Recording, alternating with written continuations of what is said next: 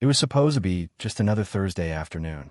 12-year-old Lily Carter left her classroom with her usual backpack, her usual smile, and her usual wave to the school crossing guard. She never made it home. In a town where nothing ever really happened, her disappearance was like a thunderclap in a quiet church. The police searched. Volunteers canvassed. Her parents pleaded on television. But as the days turned into weeks, the hope that once lit every neighbor's window began to dim. Flynn, Lily's golden retriever, didn't seem to understand what had happened. He waited by the door every evening, tail wagging, ears alert. He refused to sleep in his bed, curling up instead by her bedroom door, whimpering softly each night. It wasn't just devotion. It was as if he knew she wasn't gone. Not really. And then, on day 23, he returned from the woods behind their house, carrying something in his mouth. It was muddy, torn, familiar. It was her bracelet, the one she never took off. A simple woven band, pale blue with tiny silver beads. Her name was etched in the metal tag, Lily. Her mother dropped to her knees when she saw it. The police rushed back to the woods. And suddenly, the search had a pulse again. What had gone cold surged with new urgency, because Lily hadn't just disappeared into nothing. There was a trail. And Flynn had found the first piece. But how did the bracelet end up there? Lily never played in those woods. The area had been combed already, or so they thought. What had they missed? And more importantly, who had been there since? As questions resurfaced, and a once quiet dog turned into a living clue, the community was forced to confront something darker. This wasn't just about a missing girl. This was about who knew more than they said, and why Lily had vanished at all. What happened next would unravel secrets buried deep beneath small-town smiles. A loyal dog, a hidden path, and a mystery that would break hearts and open eyes. Because sometimes the truth doesn't scream. It waits, and when it returns, it comes on 4 legs, covered in mud, and holding a memory between its teeth. The bracelet was confirmed by Lily's mother within seconds. It was hers, no doubt. The worn threads, the slightly frayed knot near the clasp, the smudge where Lily had once spilled grape juice. Her scent was faint but still there, clinging to the fabric like a ghost. Flynn, panting, mud-caked, circled the yard restlessly, barking once, then again, before darting back toward the trees. It wasn't random. He wanted them to follow. He had seen something. Officers retraced his steps through the woods. For hours, they combed the area with new urgency, this time following not a map, but the instincts of a grieving animal. And just when they were about to give up again, one of the search dogs stopped, ears perked, nose buried in a patch of disturbed earth near an old drainage culvert. A glint of silver caught the sunlight. It was another clue, a zipper pull from Lily's backpack. News spread like fire. The case that had gone cold had reignited. Reporters returned. Neighbors reopened their front doors. The quiet suspicion that had settled over the town reignited into something more urgent, more desperate. Where there was one clue, there might be more. Search parties doubled in size. Helicopters were called in again. Flynn became something of a symbol, no longer just Lily's dog, but the town's hope on 4 legs. Lily's parents, Heather and Mark, were torn between devastation and determination. The bracelet had reopened every wound, but it had also given them one thing they thought they had lost: reason to believe. Heather slept less. Mark ate less. Every waking moment was dedicated to analyzing maps, watching footage, rereading every detail the police had shared or withheld. They were looking not just for Lily, but for answers. Meanwhile, Flynn returned to the woods every day at the same hour. He would stand by the tree line, looking back at the house, tail high, eyes locked. And each time someone followed him, he would run, not frantically, but with purpose. He was trying to tell them something. He was remembering something. And in a case full of questions, Flynn was now the only one who truly remembered where Lily had been last. The woods behind the Carters' home weren't particularly vast, but they were dense, overgrown with tangled underbrush, abandoned shacks from decades-old hunting seasons, and a network of trails that few locals remembered. But Flynn knew them. Each day, he traced the same path, pausing at the same bend in the trail, nose to the ground, then looking up as if expecting someone to emerge. The spot was marked by an old wooden sign, faded broken, and half buried beneath ivy. It read, "Camp Windlow, no trespassing." Camp Windlow had been closed for over 20 years after a series of financial scandals and a fire that left most of its cabins charred skeletons. It had been a playground for the town's children in the 80s and 90s, but now it was forgotten land, the perfect place to hide something, or someone. It hadn't been part of the original search radius. Authorities had assumed no child would go there willingly, but they hadn't accounted for what might have taken her there. When the police entered the perimeter with Flynn leading the way, they found more than they expected. Remnants of burnt furniture, scattered trash, a makeshift fire pit, and just beyond the mess, under a collapsed wooden overhang, they found a pink shoelace, caked in dirt, but unmistakably child-sized. Heather confirmed it immediately.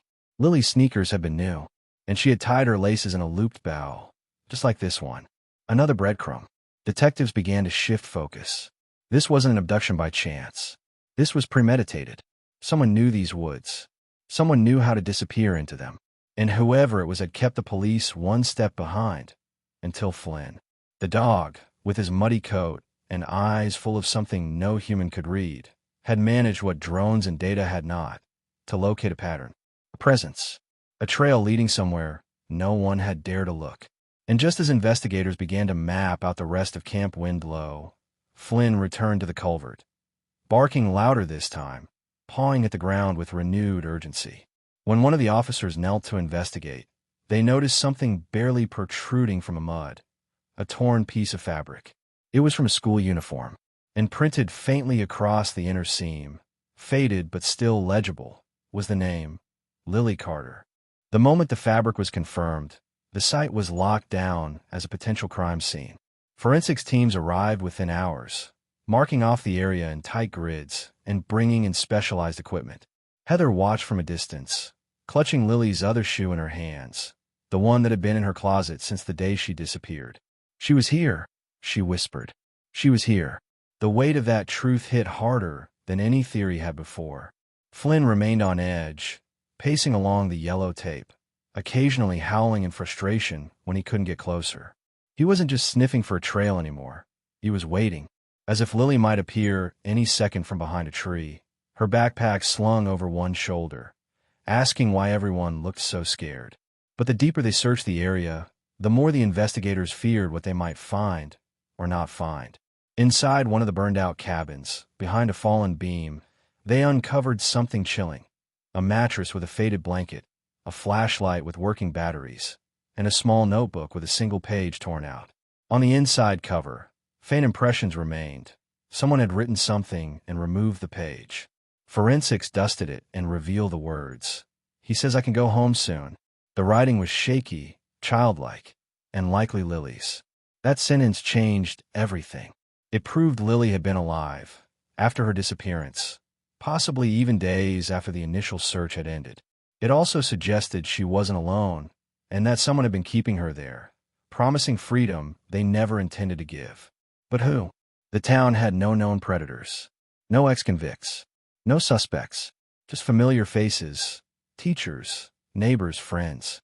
And that was the most unsettling part. The case was no longer just a missing person investigation. It was an active abduction with possible psychological manipulation. Whoever had taken Lily hadn't just hidden her. They had controlled her, kept her isolated, made her right. And now, with every new clue unearthed, one terrifying question loomed larger than all the others. If she had been alive for that long, where was she now? Detectives turned their attention to old maps of the area. One detail kept surfacing: a service road behind Camp Windlow that had long been blocked off by fallen trees and erosion. Local kids called it Ghost Road, and no one had used it in over a decade. But satellite imagery from a recent storm showed something strange: fresh tire tracks weaving around debris, leading deeper into the woods, toward a forgotten storage building listed on no current property records. The building was found late that afternoon. It was half collapsed, partially buried beneath overgrowth, and smelled of mold and rot.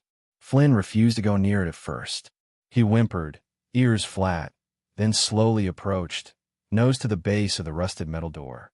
Police pried it open with crowbars, the hinges groaning under years of rust. Inside, The beam of flashlights cut through thick dust and darkness. And then they saw it. A small cot in the corner, crumpled blankets, a cracked mirror, and taped to the wall, a photo, a school picture of Lily, printed from a yearbook with the edges burned. On the floor lay a stack of newspapers, all about her disappearance. There's also a phone, dead, but loaded with offline photos. Images of the woods, of Flynn, of Lily. Most chilling of all, some of the pictures had been taken after the search had ended. The room was more than a hiding place. It was a shrine. Someone had been obsessed, watching, documenting, waiting. They had known every step of the investigation. They had watched Lily's family grieve on television, tracked the progress of the search parties, and still managed to remain invisible. Until now. And the more they uncovered, the clearer it became. This person wasn't done. They had a plan, and Lily might still be alive. One officer noticed something strange about the mirror.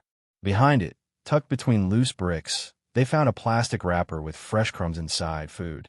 Not old, not spoiled. It meant someone had been there recently, maybe still nearby. Flynn caught the scent too. He growled low, teeth bared, and bolted out of the structure, disappearing into the underbrush. Officers chased him, hearts pounding, because now the race wasn't just for answers. It was for time. Flynn darted through the trees like he was being pulled by something stronger than instinct, something personal. The officers struggled to keep up, stumbling through underbrush, calling out to each other, but Flynn didn't stop. His body moved with urgency, his ears pinned, his nose to the ground. He stopped near a thicket by a narrow creek and began digging, barking, whining. His paws moved frantically, sending up sprays of dirt and leaves. And then he stopped, frozen. There, half buried in the mud, was a piece of white fabric. Officers moved in quickly. It was a sleeve, small, ripped, stained. Heather later confirmed it was from a long-sleeve shirt Lily had worn the week before she vanished. But it wasn't just the shirt that sent chills down everyone's spine. Nearby, nestled between roots, they found a worn leather-bound notebook. The same notebook that had been missing a page. Inside, the handwriting was unmistakably Lily's.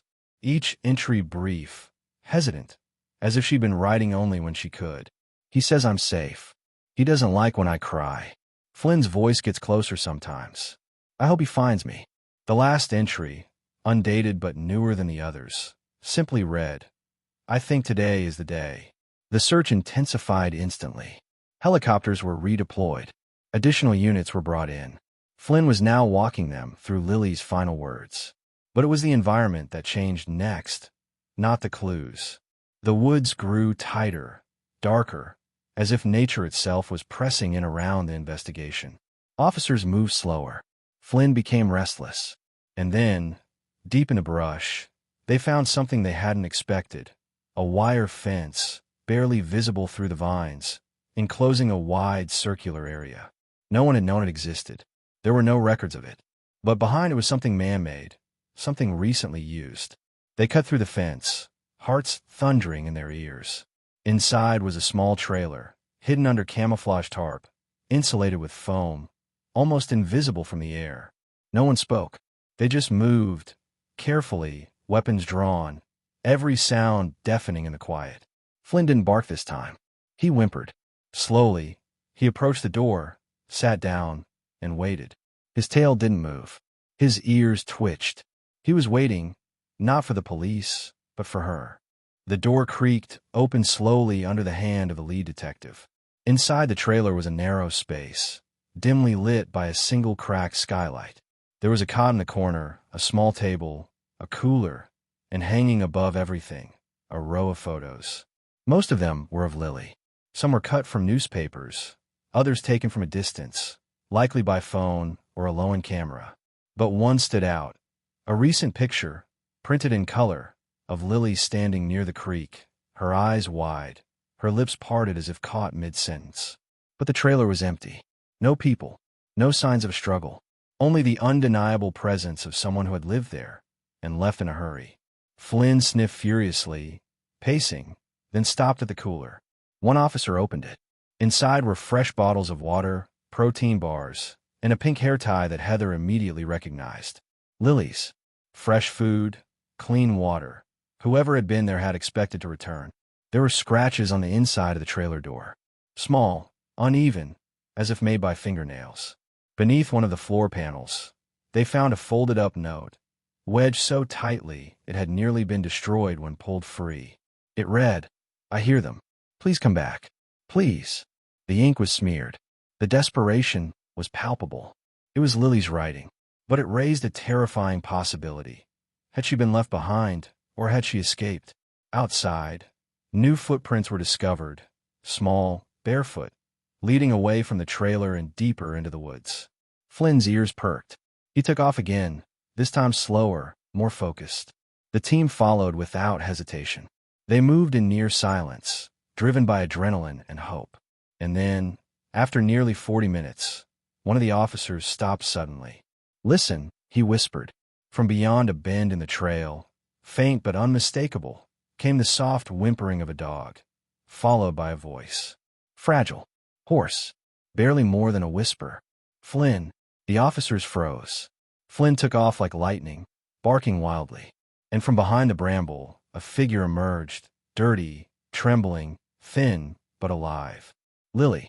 Her arms wrapped around Flynn before anyone else could even reach her. She was sobbing, clutching him, repeating his name like it was the only word that still existed. The moment froze in time.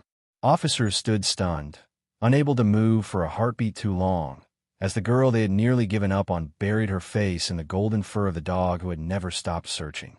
Lily's voice broke between sobs. "I knew you'd come," she whispered.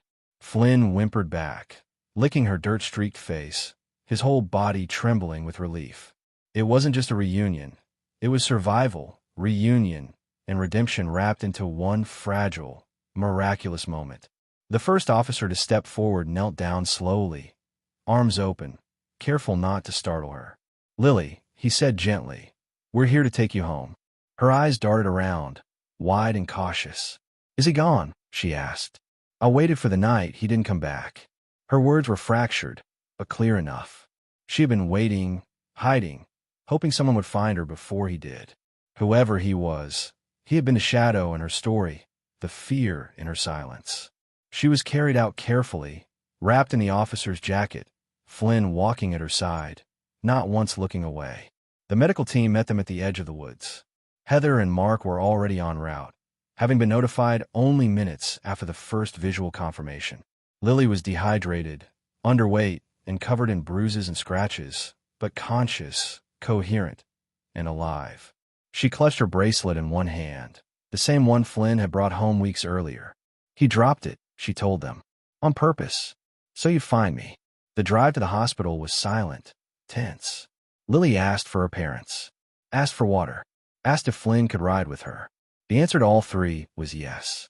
At the hospital, Heather's scream could be heard before she even rounded the corner, a cry of joy and anguish colliding in the sterile white hallway. She collapsed around her daughter, cradling her like she was porcelain. Mark held both of them, weeping openly.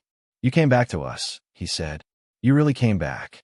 But as the doctors tended to her wounds and the detectives prepared their report, one truth loomed larger than the celebration. Lily had escaped, not been rescued, which meant the man who took her was still out there. For the first 48 hours after her return, Lily spoke in fragments. Nightmares kept her awake. The sound of rustling leaves or distant footsteps would send her into panic. But she clung to Flynn like an anchor. He lay beside her hospital bed, never leaving, his head resting on her thigh as if he was standing guard. "He was the only one who never forgot me," she whispered once to a nurse. "I think he heard me through the trees." Detectives interviewed her slowly, gently. They didn't push. They allowed her to draw instead of speak when words were too hard. Her pictures showed cabins, a creek, and a man's silhouette, always faceless. "He wore a mask sometimes," she finally admitted. "A camping mask. But I saw his eyes." When asked what he called himself, she said only, he said he was a teacher, but not from school. That cryptic clue sent a chill through every investigator in the room. Over the next few days, she revealed more. He had found her walking home, lured her toward the woods by pretending to look for a lost dog. When she hesitated, he'd grab her, covered her mouth, carried her into the trees. He had taken her to the old camp, told her no one was coming. that her parents would forget, that dogs couldn't save anyone. But he had underestimated Flynn, and he had underestimated her. She made small marks in trees to track days, dug hiding spots for notes she hoped someone would find, saved scraps of food to mark where she'd been. And when he left the trailer one afternoon and didn't come back before nightfall, she knew something had changed. "That was the day I ran," she said. "I think he knew you were getting close." He got sloppy. Her voice wavered. "But I wasn't going to wait anymore." Her bravery stunned the town. But beneath the awe was another fear. The man hadn't been caught. He had likely seen the search teams, possibly even watched the rescue from afar. And worst of all, he knew the woods better than anyone else. The Carters were moved to a secure location. Officers increased patrols, and an alert was sent statewide. Because one chapter had ended, but the true hunt had only just begun. The search for Lily's abductor became the most intense operation the town had ever seen. Roadblocks were established within a 50-mile radius. Old camp rosters from Camp Windlow were unearthed and analyzed. Dozens of names resurfaced: counselors, janitors, maintenance workers, even delivery drivers. Every name was checked against current records. And then, a pattern began to emerge. One name had resurfaced in multiple locations, close to schools, close to parks. A man who had once worked at Camp Windlow under a false identity. His real name was Vincent Rourke. No criminal record, no address on file. But he had bounced between jobs, never staying in one place longer than a year. He had once been questioned in a separate missing child case nearly 15 years ago, but never arrested. "He vanishes before anyone starts asking questions," one investigator said. "He blends in. And the worst part, no one really knew what he looked like anymore. He'd been living under aliases for decades." Flynn, meanwhile, had become a quiet hero. News outlets ran stories about him, calling him the dog who never gave up. But for the Carters, he wasn't a headline. He was family, a soul who had held them together in the silence. Lily slept more peacefully now, but she still held his ear while she dreamed, as if afraid letting go would send her back into the dark. "He saved me," she said to a reporter. "But he didn't do it alone. He just reminded everyone that I was still out there." Lily's drawings helped investigators rebuild a timeline. She had remembered details: the sound of passing trains, the smell of burnt rubber, the color of plastic containers in the trailer. These weren't just memories. They were clues. Forensics returned to the site with fresh eyes. One piece of evidence, a single partial fingerprint on the inside of the cooler, led them to an abandoned mechanic shop just 2 towns over, a place Vincent Rourke had been squatting in 6 months earlier. Inside the shop was a sleeping bag, more newspaper clippings, and a burner phone. On the phone, a series of unsent texts to a number labeled Mother. Messages like, "I did good this time," and "She trusts me." Investigators were horrified. This wasn't just abduction. It was obsession. And the next clue would turn the case from a regional search into a national warning. Among the data recovered from the phone was a photo, not of Lily, but of another girl. Younger, similar age, different hair, different town. The image had been taken 6 years earlier, geotagged in a park 2 states away. The girl had never been reported missing. But now, her face was part of a new investigation. Rourke wasn't just a one-time offender. He was a pattern that had been missed, time and again, hiding in plain sight. The FBI stepped in. Behavioral analysts reviewed his movements, his method of approach, his reliance on abandoned or forgotten spaces like Camp Windlow. They called it predatory minimalism, using the lowest profile possible to leave no digital trace, targeting vulnerable children when eyes were turned away. "He is dangerous not because he's smart," one agent said, "but because he's patient." Lily was informed of the developments gently. At first, she was silent. Then she asked, "Will you catch him?" When the detective hesitated, she added, "Because he's going to try again. I saw in his eyes. I wasn't his first." Her voice was flat, steady. She wasn't asking for justice. She was issuing a warning. And everyone in the room understood. This child, who had been silenced for weeks, had become their strongest voice. Meanwhile, Rachel, a school counselor who had once helped Lily with reading skills, offered to work with her again. Lily agreed. In one of their first sessions, Lily drew 2 circles on the page. One was small, dark, closed off. The other was wide, open, colored with stars.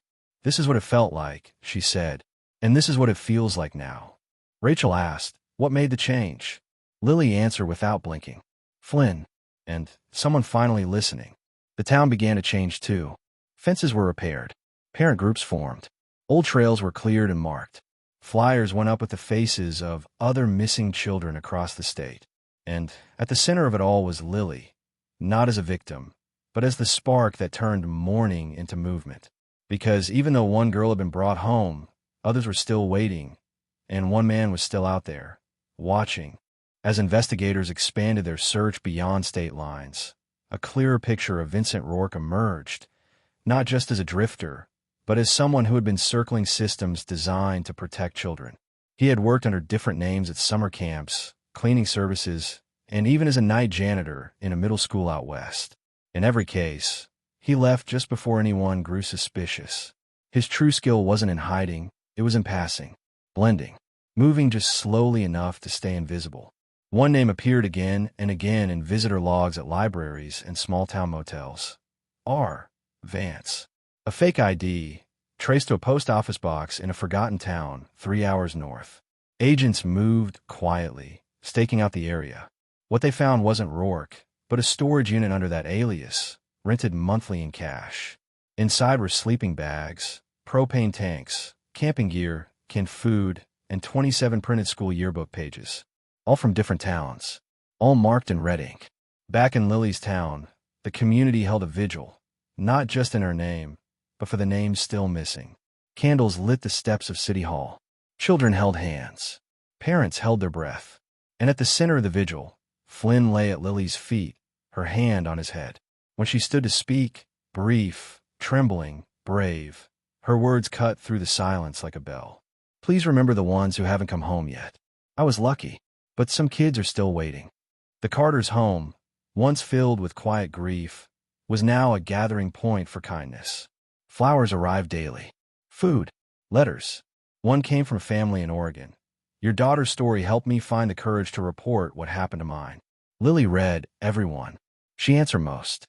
"If I can write back," she said, "it means I'm not afraid anymore." Her strength stunned even the most seasoned officers. And then, one morning, news broke. A hiker, 30 miles from the last known trace of Rourke, found a tent. Empty, but the fire was still warm. Inside, another set of photos, this time of Lily, printed and circled in red. But beside them, for the first time, was something new, a sketch. A dog, golden, sharp eyes, Flynn. And beneath it, a single word, scrawled in all caps. Threat. The message was clear. Rourke wasn't just running. He was watching, and he was angry. Flynn had disrupted his plan, had ruined the illusion that he was untouchable. But if there was one thing everyone now understood, it was that Rourke's obsession wasn't over. It had evolved. It had become personal. And it wasn't just about control anymore. It was about retaliation. Security around the Carter family was tightened. Undercover officers were stationed on their street. Lily was escorted to, and from every appointment. Rachel, now counseling Lily regularly, helped her manage the fear.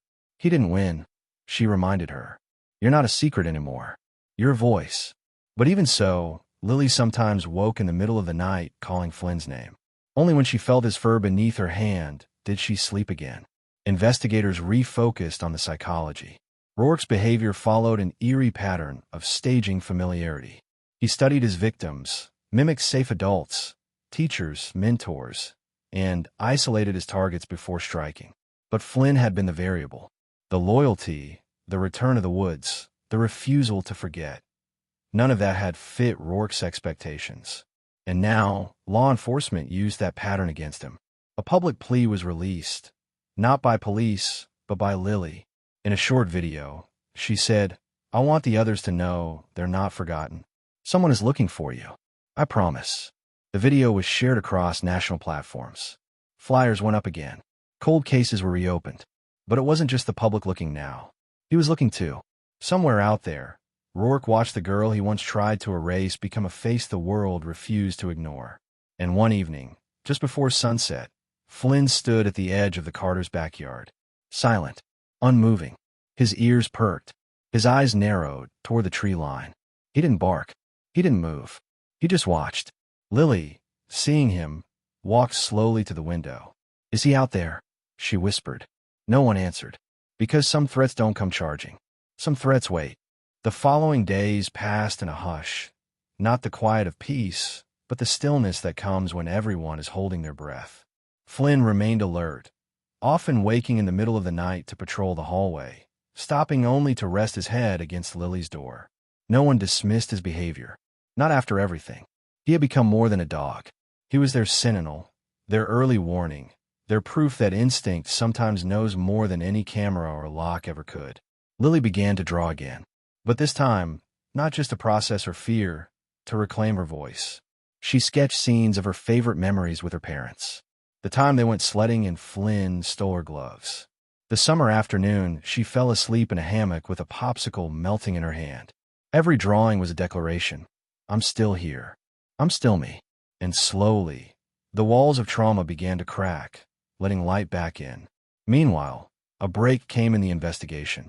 A former seasonal worker from Camp Windlow came forward after recognizing Rourke's photo from the old archives. He was quiet, she said, but always watching the kids. Always too close. She remembered his voice, calm, slow, with a strange formality. And she remembered one phrase he repeated often. Nothing you say leaves this space. It was his control mechanism, a line used to create silence, to train compliance. This same phrase was later discovered in one of Lily's hidden notebook entries. Investigators knew then it wasn't coincidence. It was his signature. They compiled every variation of his employment under aliases, mapping his path across 6 states.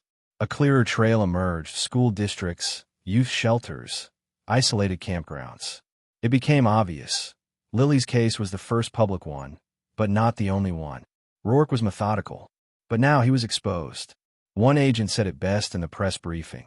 He operated in darkness for decades. But Lily Carter changed that. She flipped on a light he can't turn off. And even though the manhunt hadn't reached its end, the tide had shifted. He was no longer the shadow. He was the hunted. And somewhere deep in that knowledge, Lily and her family began to breathe a little easier. Despite the lingering fear, Lily asked to return to school. Not full-time, just a morning visit. "I want the other kids to see I'm okay," she told her mom. Rachel supported the decision, helping prepare her emotionally for the return. When Lily walked through the school doors, heads turned. Teachers froze. Friends stared. But no one said a word until Maya, her best friend before the abduction, ran forward and hugged her without a single question. The classroom was quiet as Lily sat at her old desk. Her chair had been left untouched, her name still written on the back in permanent marker. The teacher, holding back tears, welcomed her like she had only missed a weekend. "You're part of this place," she said, "and we're lucky to have you back." The kids nodded. Some even clapped, unsure what else to do. Lily smiled, shyly but genuinely. It was her first real smile in weeks. Outside, reporters waited at a distance, and Flynn sat in the car with Mark, tail wagging. "She did it," Mark whispered. She walked right back into her life. That afternoon, Lily returned home with her sketch pad full of new pictures. One was of her classroom. Another was of her and Maya holding hands. And one, folded and hidden in the back, was of Flynn standing between her and a dark forest, guarding her. That night, she read aloud one of her new journal entries at Memory Night, a community event now held monthly in the town square. "It's okay to be scared," she read, "but you don't have to stay scared forever. You just have to keep walking, even when it's dark. Especially when it's dark." Her voice shook, but she finished every word. And the applause that followed wasn't loud. It was steady, like hearts exhaling all at once. The town had changed, not just in how it locked its doors or watched its trails, but in how it listened. Children weren't told to tough it out anymore. They were believed. They were heard. And at the center of it all was Lily, no longer just a missing girl, no longer a victim, but a storyteller, a symbol, a survivor. And behind her, always close, always watching, was Flynn. Spring arrived quietly that year, like a breath the town didn't realize it had been holding. The trees began to bloom again, the days grew longer, and Lily started sleeping through the night more often. Her laughter returned in fragments, first as a soft chuckle, then his bursts of joy while playing fetch with Flynn or teasing Mark about his terrible singing in the car. These small moments became the proof that healing wasn't just possible, it was happening. Flynn, once just a family dog, had become something greater to the entire town. Children drew pictures of him, left him treats at the front gate, and one bakery even named a cookie after him, the Brave Tail. But Flynn didn't change. He still watched the window when Lily walked out the door. He still waited at her bedroom each night. He still walked every morning to the edge of the backyard and stared into the trees, not afraid, but vigilant. Investigators, meanwhile, uncovered more from Rourke's past. An underground storage facility he had used in another state revealed dozens of notebooks, each with strange observations, maps, and notes written in code. But within one journal, buried among pages of cryptic symbols, they found something terrifyingly personal. A hand-drawn map of Lily's neighborhood. Routes, schedules, and next to Flynn's name, a circled X. They knew what it meant. Rourke hadn't just planned for Lily. He had prepared for Flynn too. He saw the dog not as a barrier, but as a threat that needed to be eliminated.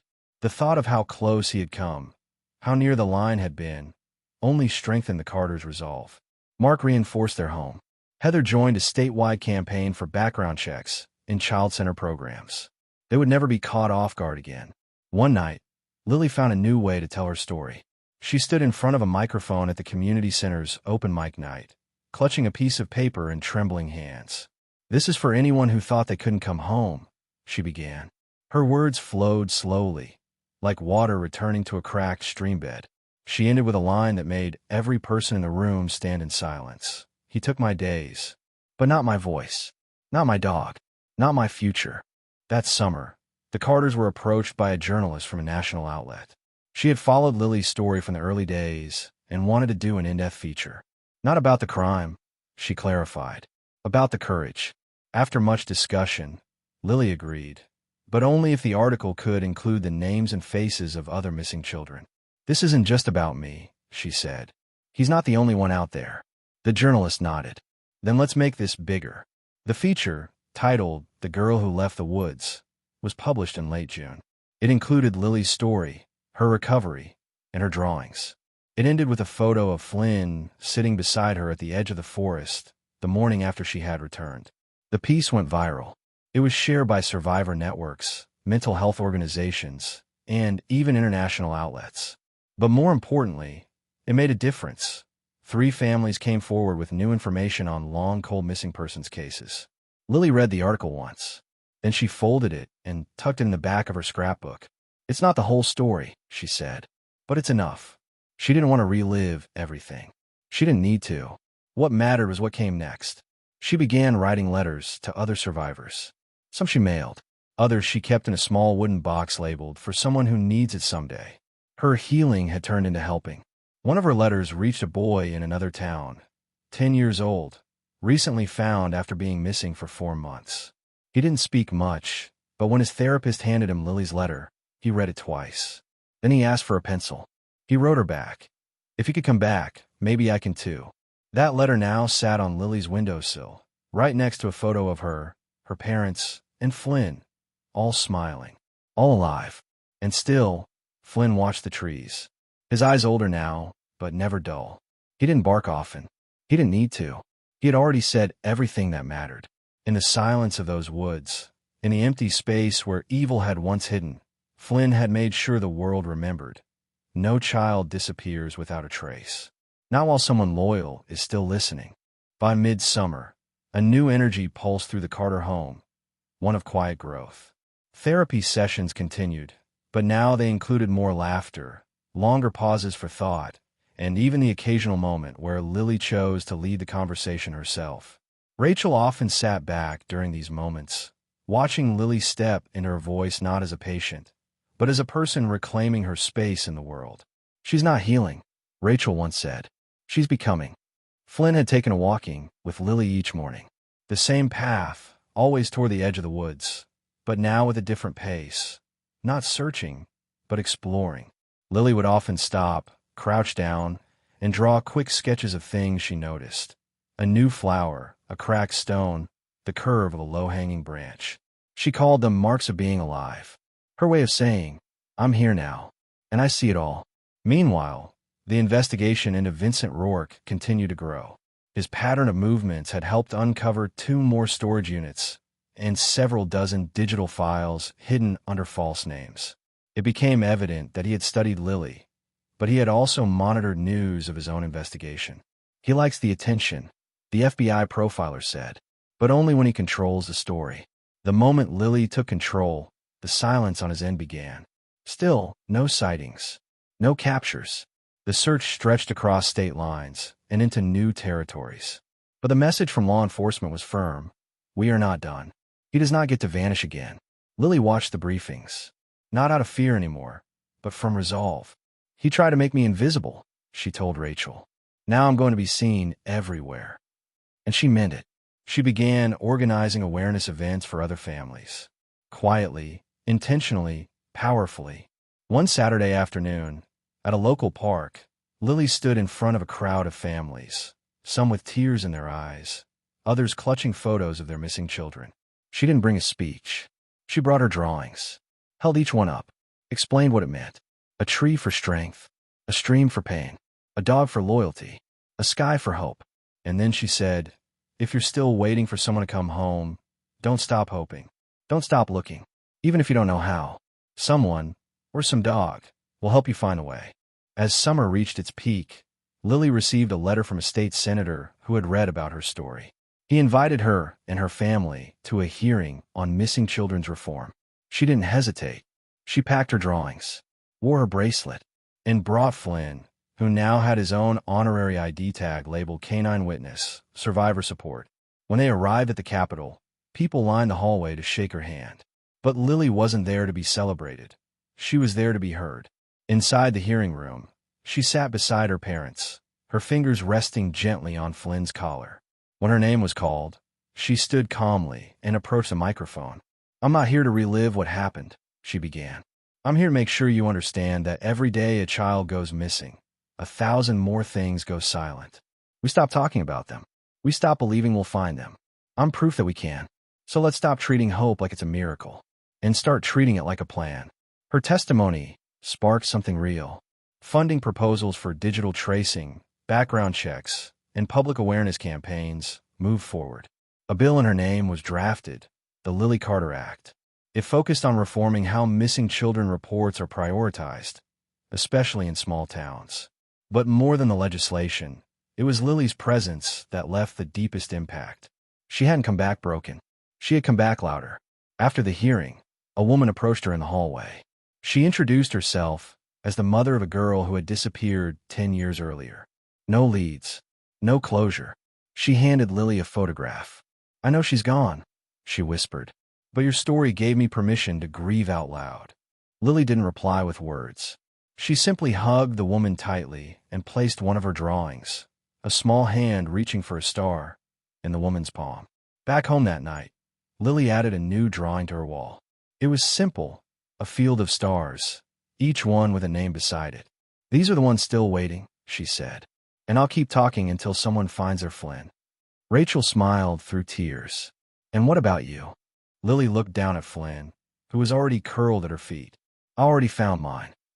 As autumn crept in, the leaves began to change, and so did the air around the Carter family. It was no longer heavy. It felt lighter, as if every breath carried with it a kind of earned peace. Lily started middle school that fall. A new building, new classmates, and new routines. And yet, she walked through those halls with a steadiness that made even her teachers pause. They knew who she was. Everyone did. But Lily wasn't interested in being known for what had happened to her. She was interested in who she was becoming. Flynn walked her to the bus every morning. He sat on the porch until the vehicle turned the corner, then padded back to his spot near the window. Sometimes Lily would look back and wave. Other times, she'd simply smile to herself, knowing he was there. He had taught her what no adult could. That presence, consistent, unwavering presence, was the most powerful form of love there was. Vincent Rourke still hadn't been caught, but with each passing month, the grip he once had on their lives loosened. Authorities continued their search. Tips came in from multiple states, sightings that turned into leads, and leads that sometimes vanished into nothing. But Lily no longer waited in fear. "He's not the story anymore," she told Rachel one afternoon. "I am." Her power no longer came from avoiding the dark, but from walking right through it. The community began holding quarterly events called Return to Light, evenings dedicated to remembering missing children, amplifying survivor stories, and offering support for families still searching. Lily always brought her drawings. Flynn always lay at her feet, and together, without a single speech or shout, they reminded everyone there what hope could look like in its quietest, fiercest form. That October, Lily was given a special recognition at her school assembly, not for what she'd survived, but for how she had helped others.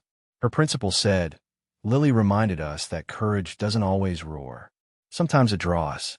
Sometimes it waits. Sometimes it walks home through the woods with a dog and never stops loving the world, even when it forgets to love you back."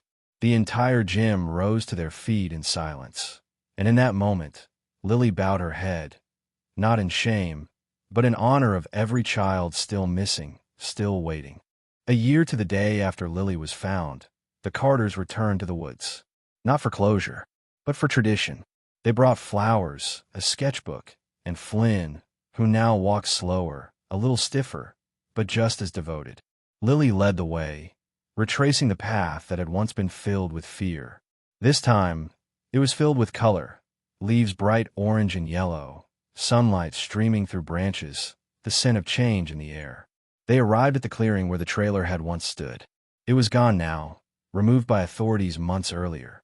In its place was a wooden bench, carved with the words, "You are not forgotten.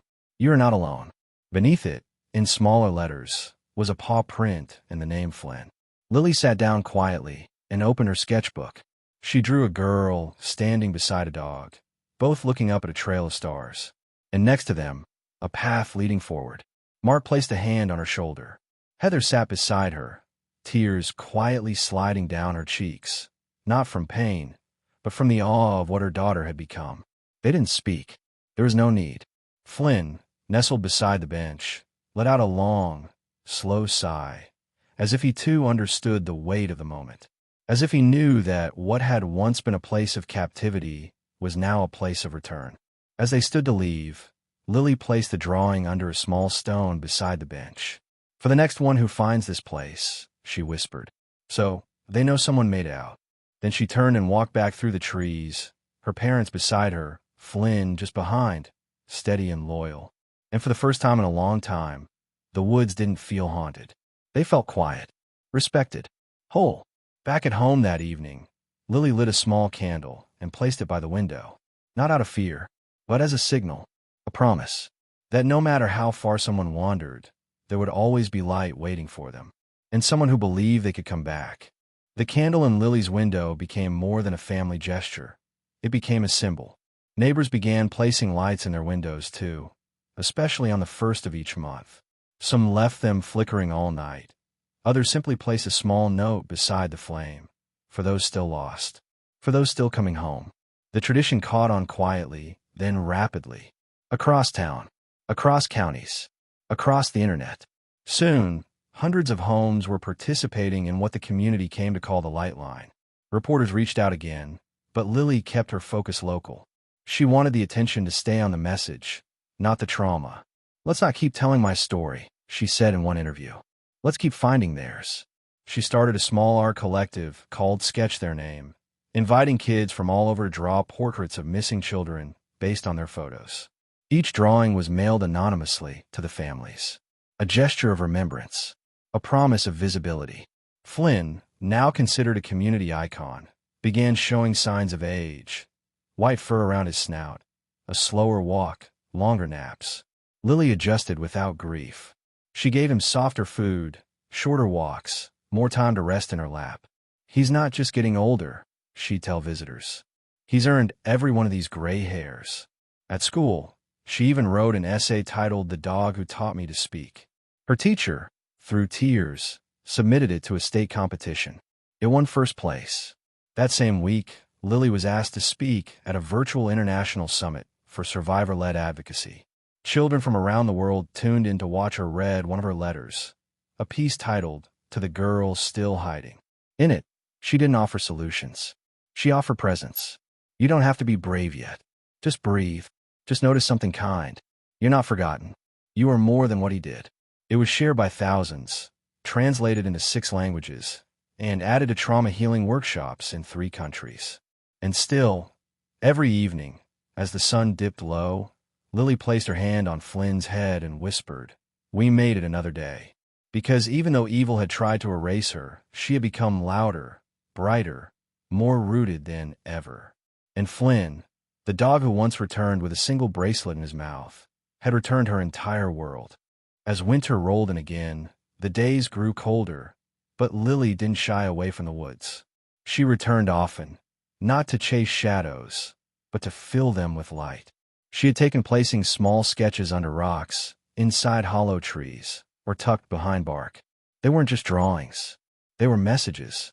Words like, "You are stronger than what happened," or "You are worth coming home for." Tiny breadcrumbs for someone else, just in case. Flynn, despite his age, never missed a walk. He moved slower, his body heavier, but when Lily paused, he always stopped just behind her, waiting patiently. On especially cold mornings, she'd wrap him in a scarf she had knit herself, purple with silver stars, Amara's favorite colors. "You were my sister's angel," she'd whisper. "Now you're mine too." The scarf became a symbol. Others started knitting their own, sending them to shelters, hospitals, and trauma centers nationwide. The trail where Lily had once been found was renamed Hope's Bend by the city council. A new sign was placed at the entrance, hand-carved, with an image of a child holding hands with a dog beneath a canopy of trees. Underneath it read, "Where the lost return and the brave begin again." On the anniversary of her rescue, dozens gathered at the trailhead, placing candles, flowers, and letters. But the most moving gift came from a boy Lily had never met. A framed picture of his missing sister, with a note, "I believe because of you." That night, as snow began to fall, Lily stood by her window once more, Flynn at her feet, the candle lit between them. She held one of her letters, a new one, and read it softly aloud. "Dear stranger, I don't know your name yet. I don't know where you are, but I see you. I wait for you. I will never stop." Her voice trembled, but she didn't falter. "Come back when you can. We're still here." And in that quiet room, bathed in candlelight and memory, the message was clear. The world may forget names, headlines may fade, but love, the kind that waits, watches, and walks through every darkness, never, ever gives up. The new year brought unexpected recognition. A documentary filmmaker, moved by Lily's story and the movement it had inspired, proposed creating a film not about her trauma, but about the aftermath, about rebuilding, about the quiet moments no one sees when the cameras turn away. Lily agreed, on one condition: no reenactments, no drama, just truth. The filmmaker nodded. "Then let's tell it the way you lived it." Filming began in early spring. The crew was small, unobtrusive, just enough to capture the essence of Lily's world. They recorded her reading letters, walking the woods, drawing in silence, sitting in classrooms, speaking at vigils. The heart of the documentary, however, was Flynn. His presence, his pacing, his eyes constantly tracking Lily with quiet, wordless loyalty. One camera operator said, "He tells the story better than any script ever could." Throughout filming, Lily remained grounded. She never let the lens dictate her words. She refused rehearsed lines. When asked how she stayed so steady, she simply said, "Because someone has to be, not just for me, for the ones still out there." The title of the film came from something Lily had once scribbled in the margin of a notebook. "I came back with the dog." It was raw, honest, unpolished, and perfect. As footage was edited and shared with the Carters, Lily insisted on one final sequence. The scene of her placing her original bracelet, now cleaned and mended, into a small memory box. She placed it alongside her sketchbook and one of Flynn's worn toys. "It's not the end of the story," she said, "but it was the beginning of everything changing." That moment, silent and profound, became the emotional heartbeat of the film. When the documentary premiered, it didn't explode with fame. It echoed, whispered its way into hearts. Survivors wrote in. Therapists shared it. Schools played it. And over time, its message reached farther than Lily ever imagined. Because it wasn't about what was done to her. It was about what she chose to do with it. and how one girl and one dog showed the world that healing isn't a straight line. It's a path walked one step, one breath, one heartbeat at a time. With the growing impact of the film, Lily was invited to collaborate with advocacy groups on a new initiative, one that focused not on fear, but on readiness. She called it the Second Chance Kit. Inside, a guide for families of missing children, art therapy materials, access to survivor-written letters, and a journal titled When They Come Home. It was Lily's way of helping families prepare for hope, not just survive the unknown. The first 1,000 kits were donated anonymously to shelters, foster homes, and trauma centers. Each contained a single message folded on top. They may come back. You may come back. Be ready for the light. The responses were overwhelming. Parents cried. Social workers wrote letters. One child, only 9 years old, carried the journal everywhere she went, saying, "It helps me feel like I already know someone who understands." Meanwhile, Flynn began slowing down more. He still followed Lily, but with shorter steps. He still slept beside her bed, but rose later in the morning. One afternoon, he didn't come when called. Lily found him asleep in the garden, curled near the flowers she had planted in his honor. He opened his eyes slowly, and she knelt down, resting her forehead against his. "You don't have to protect me every second now," she whispered. "You already gave me everything." She started drawing him more, not just how he looked, but how he felt. In the sketches, he was golden light, a shield, a spark, a presence. She compiled them into a handmade book titled The Dog Who Waited and gave it to Rachel to share with children in therapy. The book, wordless and powerful, helped others name emotions they didn't yet have words for. And through it, Flynn's legacy quietly multiplied. That winter, snow fell softly as Lily lit the candle in the window once more. She pressed her hand to the glass, watching the flicker, knowing someone out there might still be walking home. And just as she turned to leave, Flynn padded into the room, his paws quiet, his eyes steady. He sat beside her, leaned gently in her side, and let out a long breath. Not tired, not weak, but complete. Spring returned with soft winds and blooming trees, and with it came the anniversary of Lily's first letter, the one she had written just days after returning home, folded carefully beneath her pillow, unread by anyone for months. She found it again one quiet afternoon while cleaning her bookshelf. The edges were worn. The ink had bled slightly from her fingers, but every word remained. "If anyone ever finds me, please tell them I never stopped believing." She read it aloud to Flynn that evening, her voice calm, no longer haunted. He sat beside her, listening in that way only he could, head tilted, tail slowly wagging with each pause. After she finished, she smiled and said, "You found me, remember? You brought them back to me." He responded with a soft nudge of his nose against her hand, the kind of thank you that needed no translation. That week, Lily and Rachel hosted their first full survivor circle, a closed, intimate gathering of children who had been through similar experiences. No cameras, no adults unless invited, just quiet space, art supplies, and soft light. Flynn lay in the center of the room, a living heartbeat, as children drew, whispered, or simply sat. At the end, one child placed a drawing on Flynn's paw, a girl walking out of a forest, followed by a dog made of stars. The drawing now hangs in Lily's room, beside her original bracelet, beside her Hope's Bend trail map, beside the candle. It's not just a reminder of what happened. It's a compass, proof that she can look back without being pulled under, that she can remember without reliving, that what she survived doesn't define her, but what she chose after does.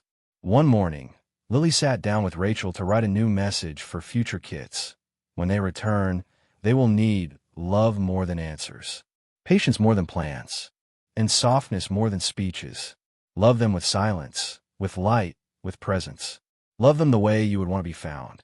She folded it gently, placed it in an envelope, and whispered to herself, "For the next Lily, and for the next Flynn." That summer, as Lily turned 13, the Carter home was filled with warmth, friends, and quiet celebration. There were no headlines, no interviews, just people who had walked beside them, who knew not just the story, but the heart of it. Flynn, now moving more slowly, curled beneath the picnic table, letting children pet him as if he were the elder of the gathering. And in a way, he was. Lily made a speech that day, but not about herself. She spoke about belonging, about how survival isn't about being strong all the time, but about knowing when to reach for someone, or something, when you feel small. "We don't heal alone," she said. "We come back together." Her voice cracked just once when she looked down at Flynn. "And some of us are lucky enough to have someone who never stopped walking toward us." Mark and Heather stood behind her, hands entwined.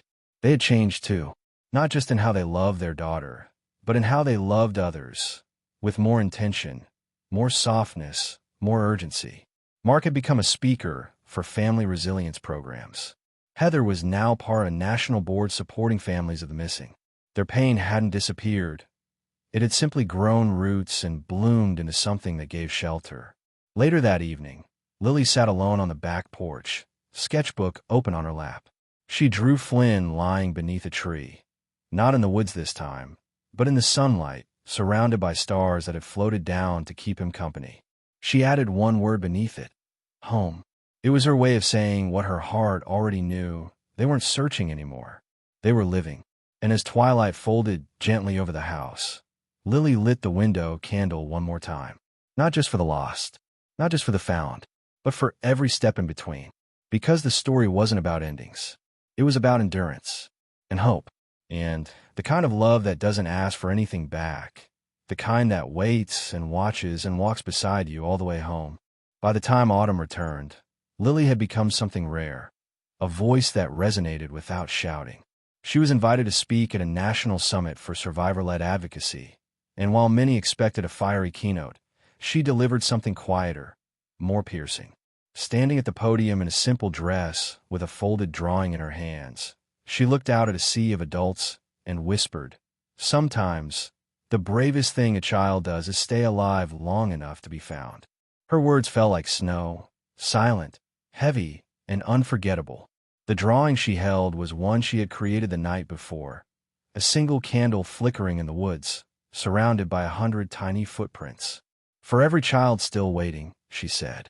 "For every step they take in the dark, hoping someone is coming." The crowd rose to their feet, not in thunderous applause, but in reverent stillness. They weren't honoring a victim. They were witnessing a revolution of gentleness. After the summit, Lily and Rachel worked on a new project, a children's book titled, "If You're Somewhere, I'm Coming." It was written in the form of a letter, part lullaby, part guide, part promise. The final page was an illustration of a girl asleep in a clearing, Flynn lying beside her, while hundreds of candles glowed in the trees around them. The book wasn't meant to explain trauma. It was meant to hold it, and it did. Flynn's health began to fade more noticeably. He still followed Lily to the window, still nudged her hand for attention, but his legs trembled at times, and his eyes seemed to look farther into the past than the present. Lily understood. She didn't cling. She didn't cry in front of him. She simply stayed close, the way he had once stayed with her. She took longer naps beside him, played soft music, and whispered stories of other children he had helped from afar. One night, as they lay together under a quilt in the living room, Lily asked him, "Do you remember the day you found my bracelet?" Flynn's ears twitched. She placed her hand over his chest and said, "That was the day everything started to come back to me." Then, softly, as if speaking to a part of herself, she added, "Even if you have to go soon, know that you already brought me all the way home." Flynn passed away on a cold morning just before winter. He was surrounded by his family, by Lily, by Mark and Heather, by silence and love. There were no final howls, no dramatic gestures. He simply rested his head in Lily's lap, closed his eyes, and exhaled the softest breath. Lily didn't cry at first. She placed her hand gently on his side, felt the stillness, and whispered, "Thank you." Because everything he came to do, he had done.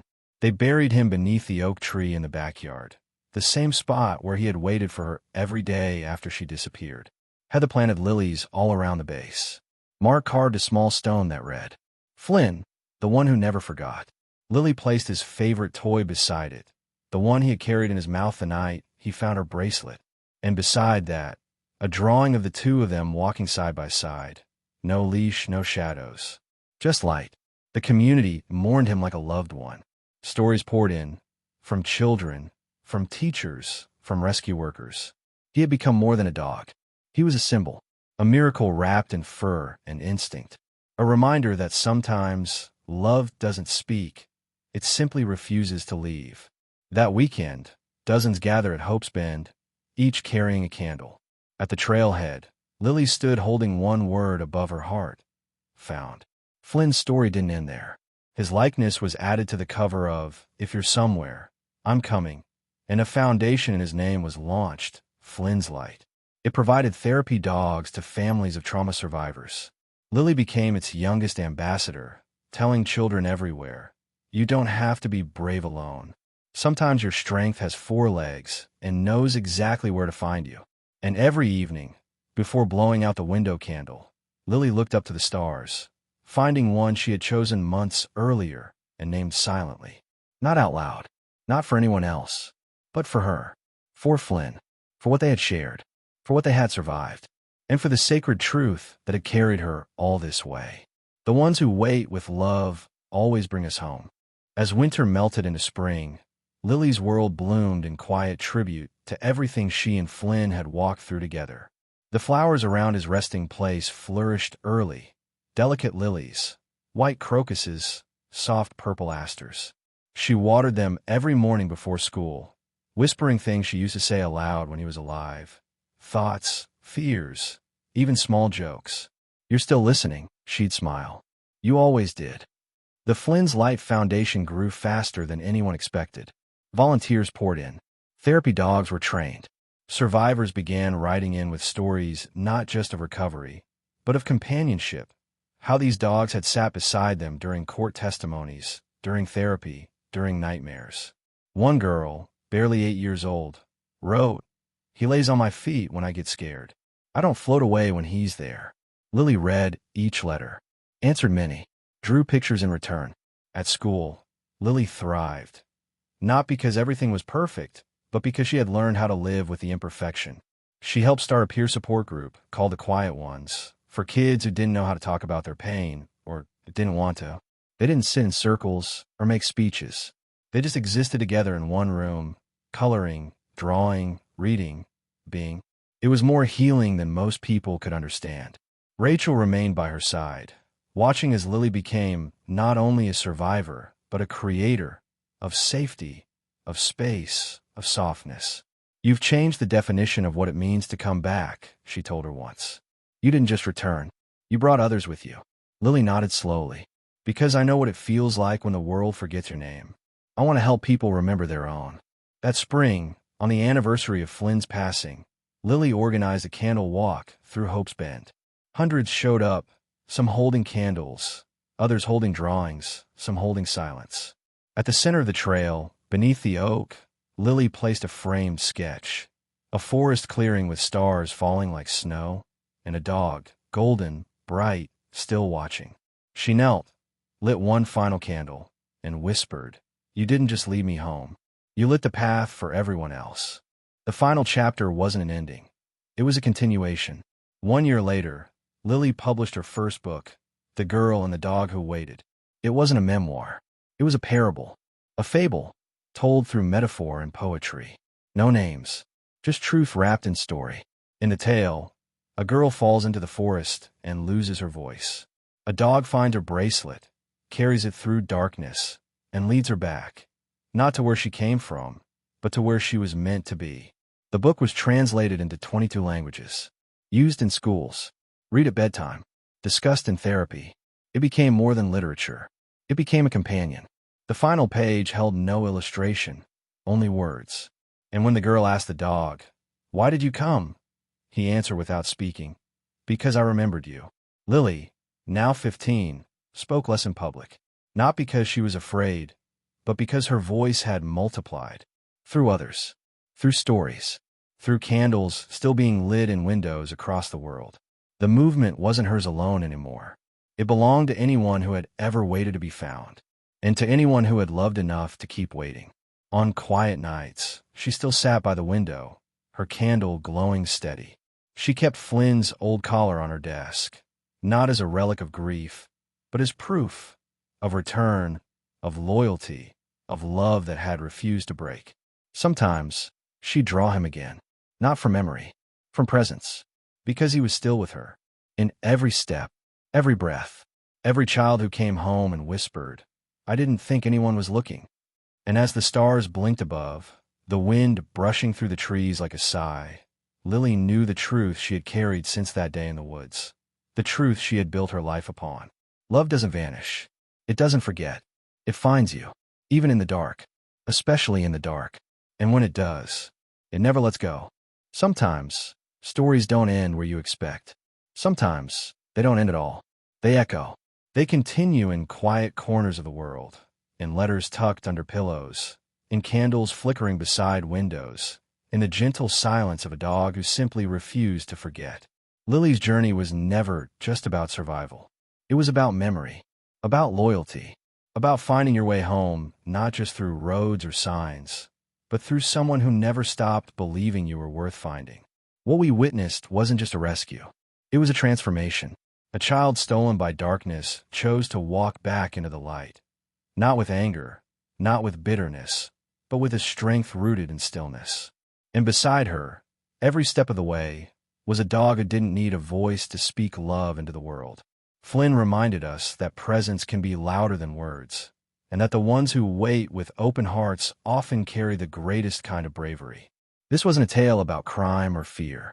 It was about what happens after, about healing that is imperfect and ongoing, about stories that begin again after the worst is past. It showed us that even in a world full of broken systems and quiet pain, there are still sparks, people and animals and moments that hold the power to pull someone back from the edge. If we learn to see them, if we learn to be them. So tonight, wherever you are, if you've ever felt lost, if you've ever waited for someone to see you, let this story be your reminder. Love remembers. Hope lingers. And even in the deepest silence, someone may already be walking toward you. Because sometimes, what saves us is not being found with force, but being remembered softly, with light, with time, and with the steady heartbeat of someone who refuses to give up. If this story moved you, if it reminded you of someone, or lit a light inside you, consider subscribing to the channel. Like the video. Leave a comment sharing your thoughts or your own story. Your words may be the reminder someone else is waiting for. And who knows, maybe you are someone's Flynn.